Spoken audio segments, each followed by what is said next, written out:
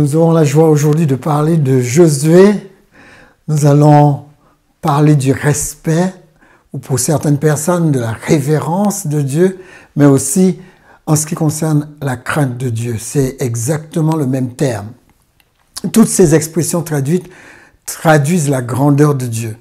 Quand nous prenons la vie de Josué, nous la prenons comme un exemple d'audace, comme une absence de peur. Une personne qui avance avec Dieu, mais qui ne craint rien. Même s'il a accompagné Moïse, même s'il a vu toute la destruction de ce qui s'est passé en Égypte, mais aussi ce qui s'est passé dans le désert. Il a assisté à toute une génération, une entière génération disparaître et voir une nouvelle génération prendre place. Il a fait tout cela. Vous pouvez lire ça dans Josué 5. Et c'est vrai que quand il sort du désert, Moïse meurt, il a pris la relève depuis un moment, mais quand il sort du désert, on a l'impression d'un Josué renouvelé, d'un Josué battant, d'un conquérant.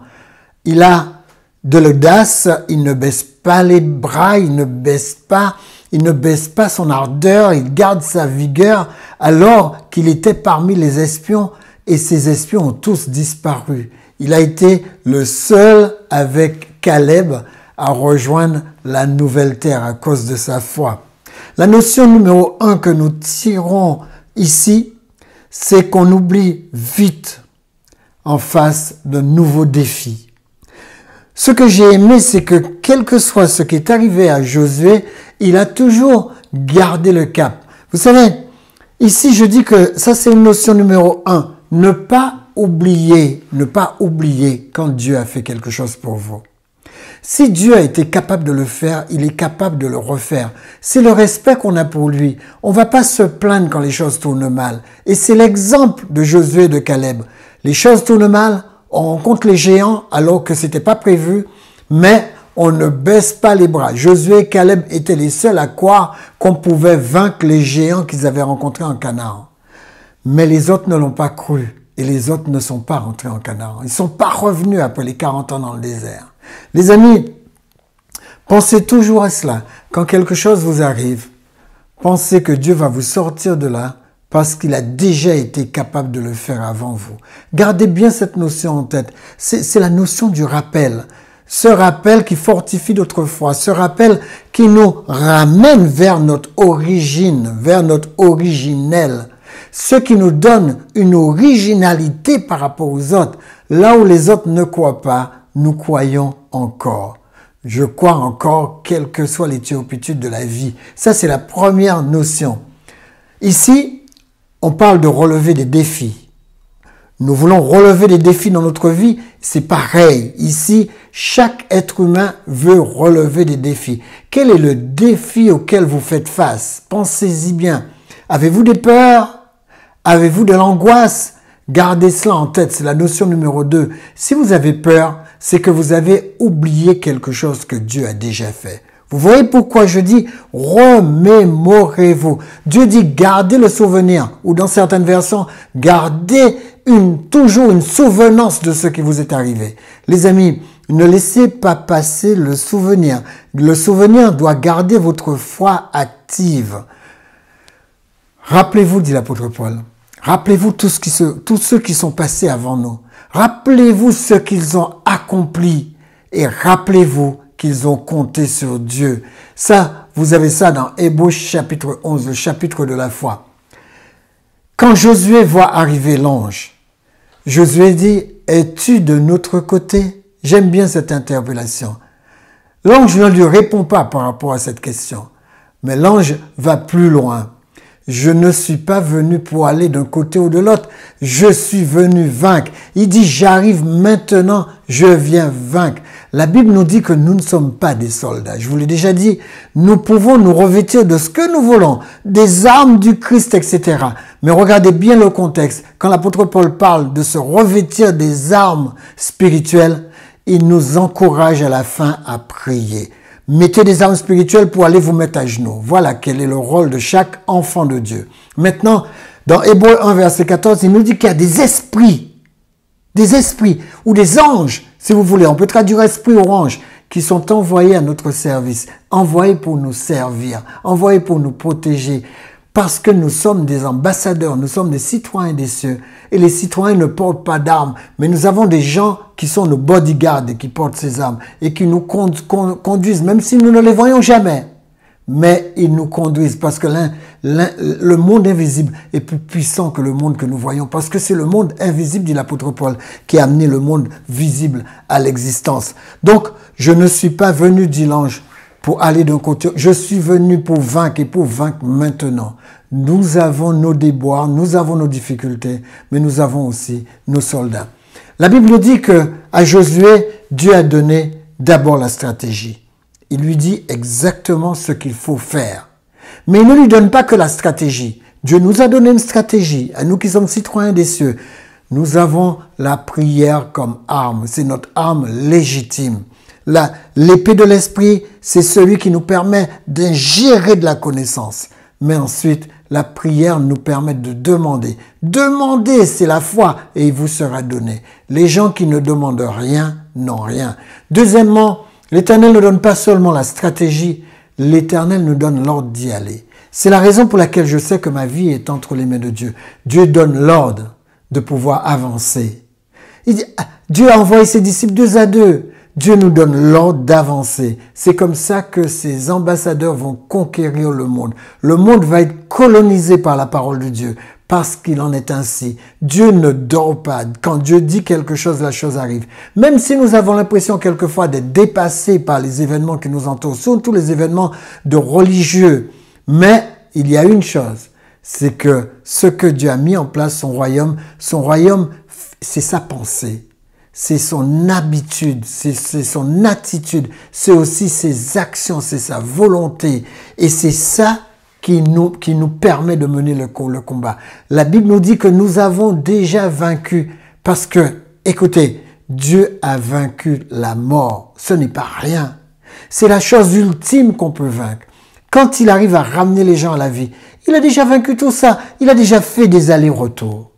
C'est la raison pour laquelle nous savons qu'il nous ressuscitera au dernier jour et il nous conduira avec lui dans sa demeure. Les amis, la Bible préconise une stratégie est mise en place.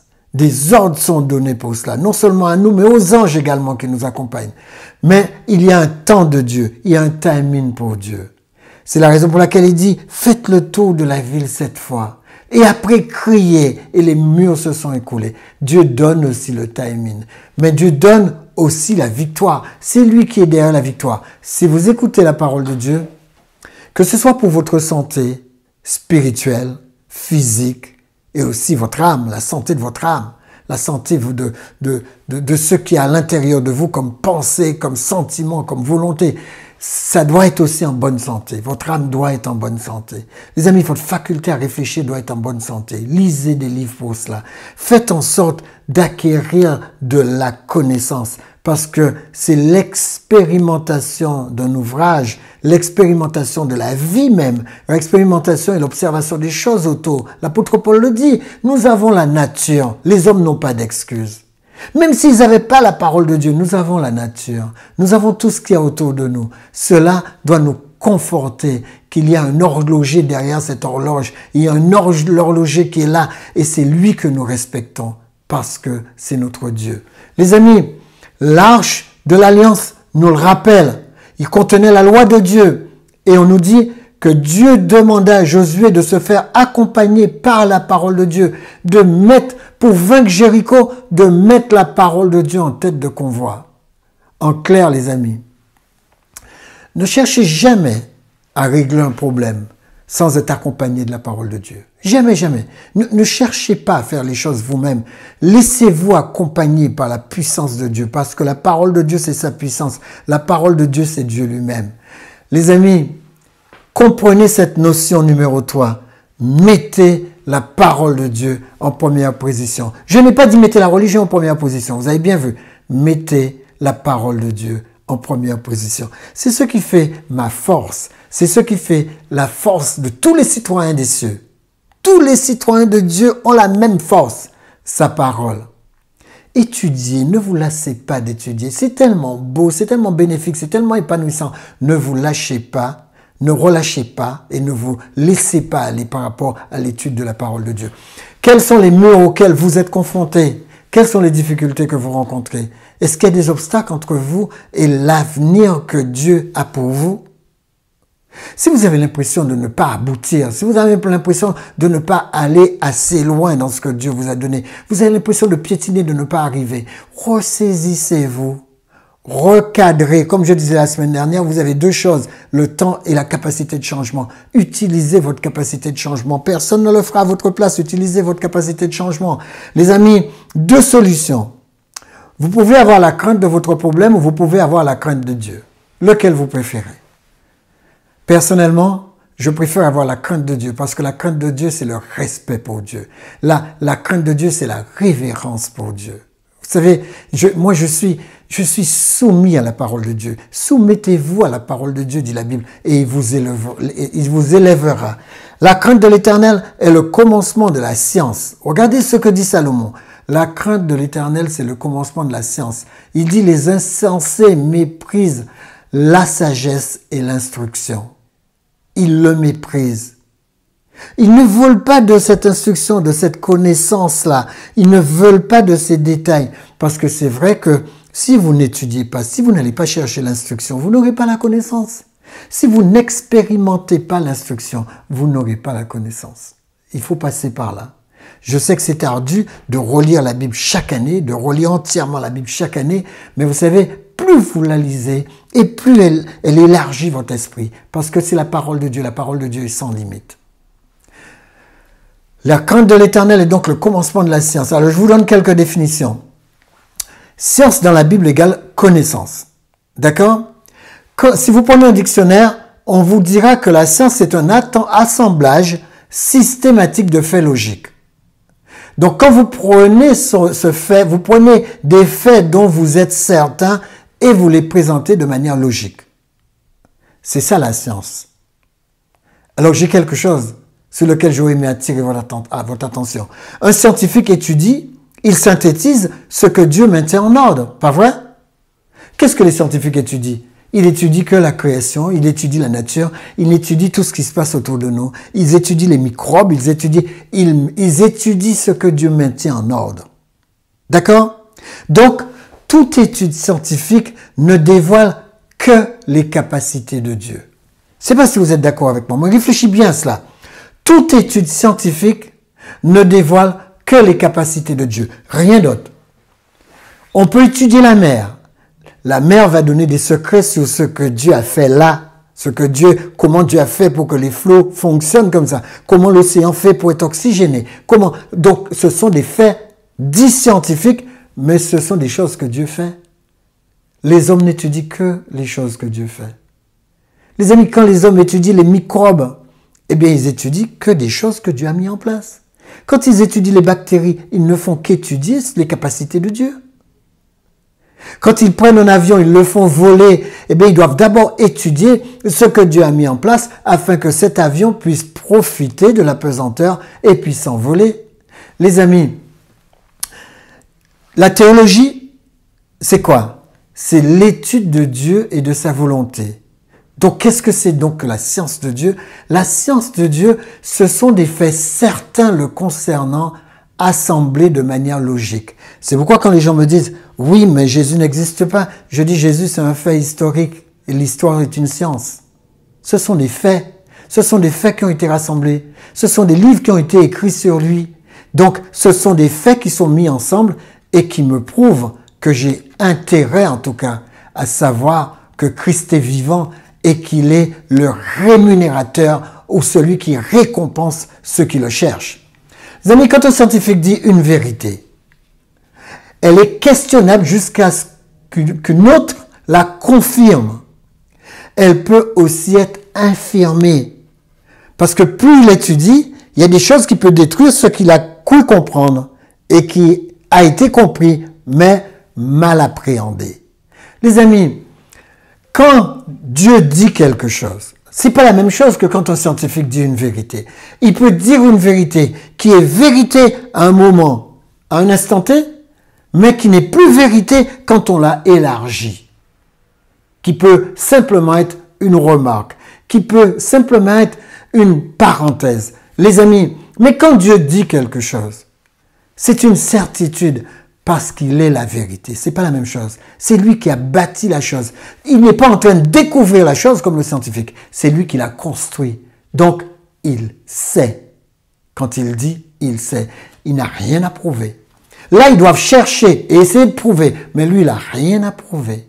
La preuve est dans ce qu'il proclame. Si Dieu le dit, je le crois. J'ai pas besoin de le vérifier pour le croire. Quand Dieu le dit, je le crois. Si vous avez bien appréhendé la connaissance de la parole de Dieu et que vous avez compris ce qu'il a dit, quand il dit, c'est une réalité. Les amis, c'est ça la vérité. Alors, le ciel et la terre, dit Jésus, passeront, mais ma parole subsistera. Ma parole ne passera pas. Quelles que soient les réalités de la vie, tous les faits produits par la parole peuvent disparaître. Jésus dit que celui-là soit guéri, il guérit. 2000 ans plus tard, on n'a plus les archives de ça, c'est terminé. On a juste quelques rubriques qui demeurent. La parole a fabriqué quelque chose, mais la chose a disparu.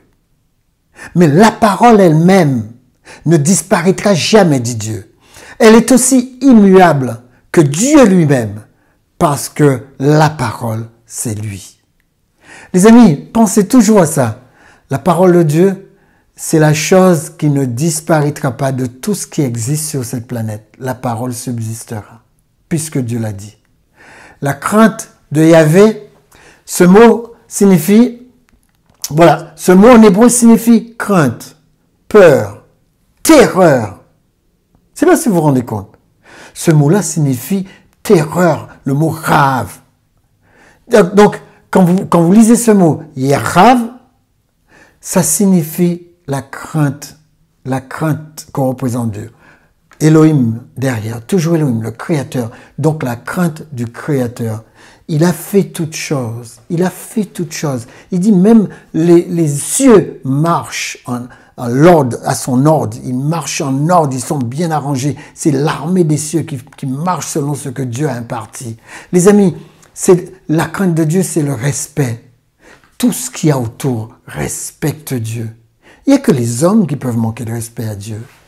Il n'y a que les hommes qui se permettent ça. Mais le respect, la révérence à Dieu, la piété envers Dieu, tout cela est contenu dans le respect de Dieu. C'est pourquoi j'ai intitulé ma présentation « Respecter Dieu ». Donc, craindre l'Éternel, c'est le respecter au point de lui obéir. Parce que si vous dites « je le respecte » et que vous ne lui obéissez pas, c'est un respect en l'air. C'est un respect sans fondement. Mais respecter Dieu, c'est prendre conscience et prendre connaissance, expérience de ce que Dieu existe et qui mérite notre respect. Il mérite notre bonjour le matin. Il mérite notre bonsoir le soir. Il mérite d'être remercié. La gratitude lui revient de l'air que je respire jusqu'à ma capacité à rester debout.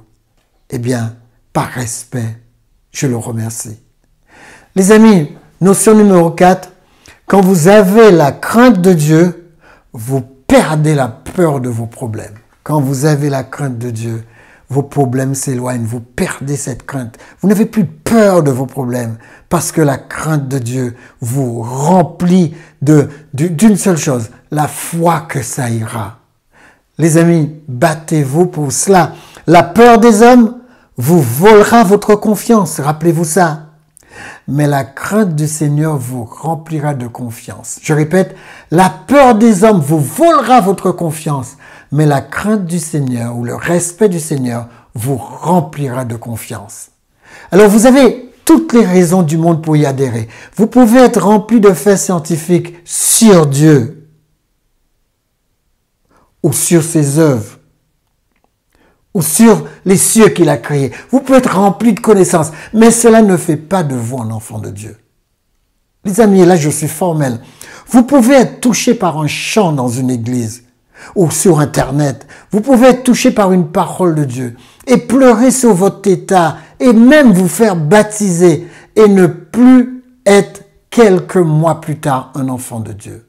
savez, c'est pas parce que vous êtes engagé une fois. Est-ce que vous maintenez et vous entretenez ce que vous êtes, un citoyen des cieux? Est-ce que vous vous entretenez? Les amis, battez-vous pour être ce que vous êtes. Vous êtes un véritable enfant de Dieu. Dieu est un père de famille. Vous pouvez connaître votre père et son caractère et n'avoir aucun respect pour lui. Il en est de même pour Dieu. Il y a des gens qui connaissent Dieu, ils parlent du caractère de Dieu. Ils disent que Dieu est bon, Dieu est compatissant, Dieu est bienveillant. Quand ils ont fini de raconter tout ça, ils n'ont aucun respect pour Dieu. Toute votre connaissance sur lui ne fait pas de vous un enfant de votre Père. Eh bien, il en est de même pour Dieu. Tout ce que vous savez pour Dieu ne fait pas de vous un enfant de Dieu. Alors, qu'est-ce qu'un père? Un père, c'est une source. C'est une personne crainte et respectée. Sans respect, il n'est plus qu'un géniteur qui a perdu sa représentativité éthique et morale. Vous ne pouvez pas vivre comme ça avec Dieu. Les amis, un père ne fait pas semblant. S'il veut être craint et respecté, il doit revêtir le caractère de Dieu. Car Dieu, Elohim, Yahvé, comme vous voulez, notre Créateur n'a aucun problème à être respecté parce qu'il est vrai. Il est différent que les pères de ce monde. La paternité, c'est une très bonne chose, mais aucun père n'arrivera à sa cheville. Ça n'empêche qu'il est bien de le copier. Copier l'attitude de Dieu. Faire en sorte de mettre l'attitude de Dieu dans notre vie. C'est là notre histoire. Les amis, les athées croient plus en Dieu que la plupart des croyants. Ils le recherchent, ils le provoquent, ils parlent de lui à chaque occasion. Dieu se laisse trouver si on le cherche d'un cœur authentique et pur. C'est pas étonnant qu'à la fin de leur vie, beaucoup d'athées le trouvent. Les amis, pourquoi un croyant s'enthousiasme durant une prédication et retrouve sa détresse une fois que le culte est terminé? Parce qu'il n'est pas conséquent. Parce qu'il n'est pas vraiment dans ce qu'il croit. Parce que si j'ai confiance en Dieu, le seul fait de lui manquer de confiance, c'est de faire comme s'il n'existe pas. Pourquoi un croyant peut écouter la parole de Dieu, dire Amen et ne pas la pratiquer? Pourquoi cela? C'est une perversion d'une réalité, de la réalité de ce qu'il est, un enfant de Dieu. Si je suis un enfant de Dieu, je dois vivre selon sa parole. C'est tout ce qu'il demande. Alors pourquoi un croyant peut-il quitter son église et le soir même se retrouver devant des images qui discréditent Dieu? Comment est-ce que c'est possible? Les amis, il est temps de demander pardon et de repartir sur les rails. Dieu reçoit toujours quand on demande pardon. Mais on ne peut pas faire certaines choses quand on est avec lui. C'est prendre son nom en vain. Pourquoi un croyant arrive-t-il à faire avec le sourire et en prenant du plaisir ce qui gâche l'image de Dieu en lui? Reprenez-vous, reconstruisez qui vous êtes. N'ayez jamais l'impression que Dieu n'est pas là. Dieu voit tout parce qu'il est omniscient, il est omniprésent, il est à côté de vous, il est partout où vous êtes. Les amis, la raison pour laquelle un croyant peut faire ça, c'est parce qu'il a perdu la crainte de Dieu. Quand je peux dire que je suis un enfant de Dieu et faire le contraire de ce que Dieu me demande, c'est parce que j'ai perdu la crainte de Dieu. C'est parce que je n'ai plus aucun respect pour la présence de Dieu. Réfléchissez à ça. La chose qui nous maintient et qui nous permet de ne pas faire certaines choses, c'est la crainte de Dieu à travers sa présence. La gloire de Dieu, c'est la présence de Dieu. Et quand vous êtes en compagnie de la gloire de Dieu, quand vous avez la gloire de Dieu qui vous couvre, il y a certaines choses que vous ne pouvez pas faire. Il y a certaines choses auxquelles vous ne pouvez pas penser. Il y a certaines idées que vous rejetez parce que vous seul avez la clé de votre pensée.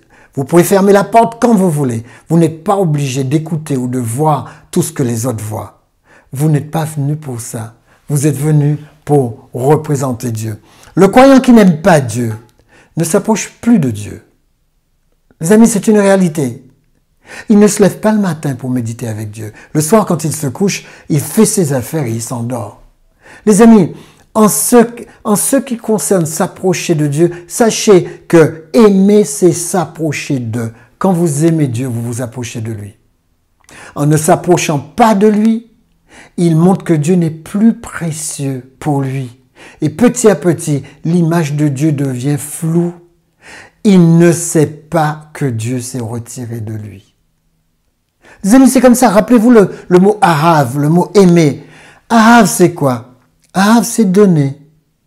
Savoir donner à Dieu jusqu'à se donner à lui. Parce que tout lui appartient de toute manière. La deuxième phase, Ahav, c'est aussi s'approcher de Dieu.